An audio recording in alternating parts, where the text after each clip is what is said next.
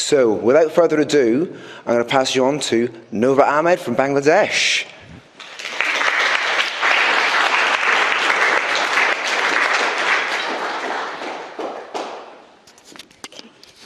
Thank you, everyone. I thank my Bangladeshi family here as well. Thank you. It's good to see you. So I want to tell you a story about how I came up with the research idea. Oh, am I going backward? Oh, okay. Yeah. Okay.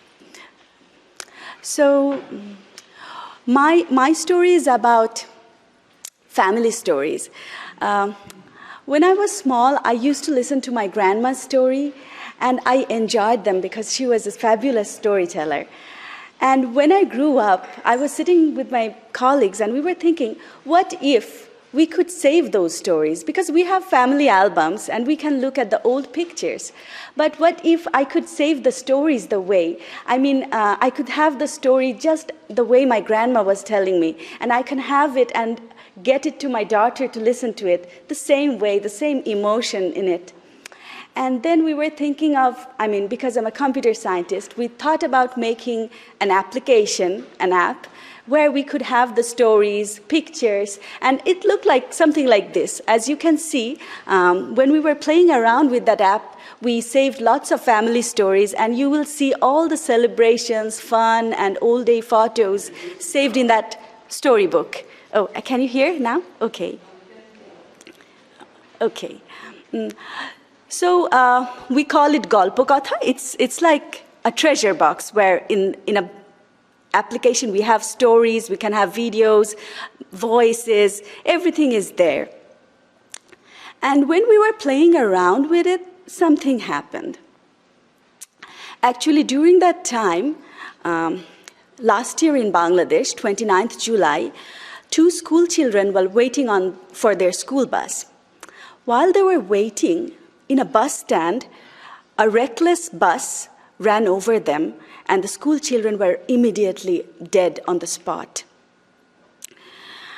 And we don't have enough good law and law enforcement. We have some law, but enforcement of law. And people were actually really frustrated and agitated. And for the next 3 days, the students were all over the street asking for justice. As you can see, this is the girl. She's seeking justice. Students were waiting on the roads. And these are some students giving flowers to a police. It's a little cheesy, but they took control of the road. They were all over the roads. There were very few traffic because roads were blocked. But even when the traffics were out, the students were checking their documents, whether they have license, whether they're on the right route and everything, because people were, and general people, teachers, and all the other people actually joined them. Although it was inconvenient, everybody joined them because we all wanted a better way of dealing things. And out of frustration during that time, when things were going wrong, people were out there, and then suddenly we were skeptical about the media. We were not sure what we are getting in the media is right or wrong, because there are government media, there are private media, there is social media, and everything we are getting, we were not sure. We know what's going on the roads.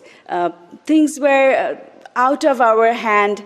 And at some point, when we were hearing this and that, suddenly there was a deliberate internet blockage. The cellular network was also stopped. And it felt like we were not able to share our voices, share our feelings. It's like a digital suppression, because especially for the young generation, they share so much. And during that time, out of frustration, actually, my student and me, we thought we have to do something. And because we were feeling so suffocated, and we started actually using that storybook application we had. We could collect the stories, how we are feeling, how things are going on. And we started collecting those stories. So if you look at this cloud, you can see what are the words that came out on those stories. These are the different emotions we got. And it was surprising that there was anger, there was all those negative emotions, but at the same time, there were lots of positive emotions going on. So I want to go through some of the stories. This is from a 13-year-old. I don't want to read the whole, but it just gives you a feelings of suppression. Like, no one was allowed to say anything about government. All media, all newspaper, no one said stories honestly. Then there was a story of a grandmother. She was living outside Dhaka, and the media and everything, the communication was disconnected. So she was worried about what's going on. And that's what came out. And she felt like it's, prior to our liberation word, there was a protest and about freedom of speech. She felt the same way, what was going on during that time. And so what happens with all these stories? So at the end, when we looked at the stories, it felt like the stories gave us, although there were lots of negative stories, many stories actually had hope in it, had lots of positivity. Because at the end, everybody was thinking, the children who are out on the road, they are going to change things. Things we cannot change, things we feel like it's not going to change, it will remain the same. They are going to do it. They were not going to be stopped just because something is not out there. And actually, they started something, and things are in the, some of the things have changed, some of the things are in the process of change, but I think the ability to tell the stories, to save the stories, to have our feelings recorded, it gave us some freedom. So thank you very much, and I hope the better days are coming. Thank you.